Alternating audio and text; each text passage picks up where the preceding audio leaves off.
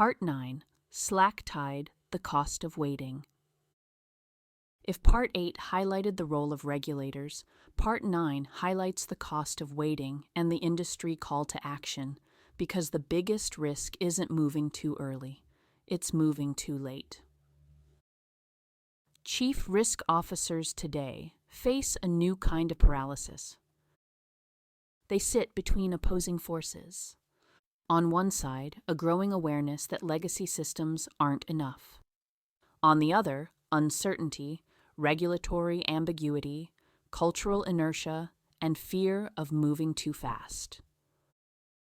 It's a slack tide, a moment of still water, while the criminal tide accelerates. This moment demands strategic deterrence, proactive regulatory alignment, and investment to build resilience before threats materialize. Let's be clear. Criminals aren't waiting.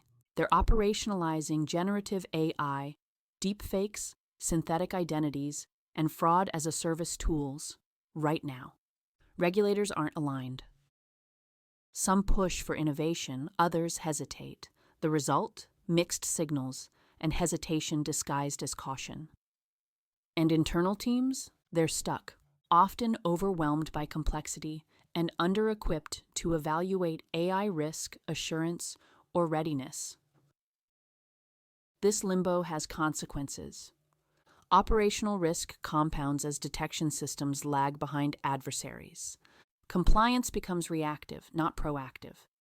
Innovation bottlenecks at the top when FCC leaders aren't empowered to act.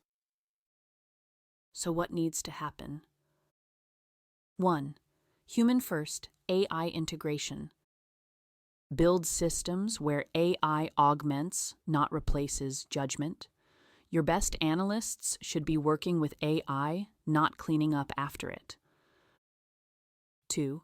A culture shift in risk leadership. CROs and compliance leaders must move from gatekeepers to strategic enablers, actively driving intelligent risk-taking, not simply policing the edge. 3. Proactive alignment with regulators. Engage early, help shape the standards, don't wait to comply with them once it's too late. But there's more. This isn't just about fixing broken controls. It's about building the next operating model for FCC. So here's the extended call to action. Adopt an AI-first design approach. AI shouldn't be a feature bolted onto legacy systems. It should be at the heart of how we assess risk, escalate risk, and monitor behavior. Design workflows that assume intelligence, not inefficiency. Make trust an engineering challenge, not a philosophical debate. Assurance must be traceable. Every prompt, every override, every threshold, logged and explainable. Compliance doesn't need perfect AI. It needs credible, accountable AI. Reclaim the financial crime compliance mission. Financial crime compliance isn't just technical risk management. It's human protection.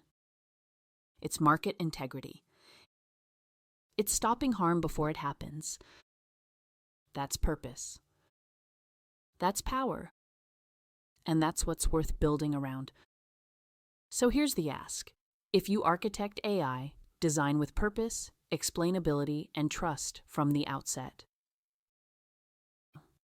And if you're an FCC professional, own your specialism. This is a craft built on decades of judgment, nuance, and escalation logic. You're not being replaced, you're being amplified, and the profession needs voices who know the difference. AI isn't a threat to that. It's a force multiplier.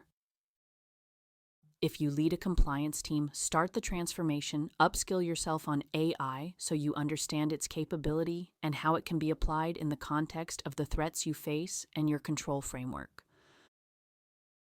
If you're in the C-suite, resource this like the future depends on it. Because it does. The biggest risk isn't moving too early. It's moving too late.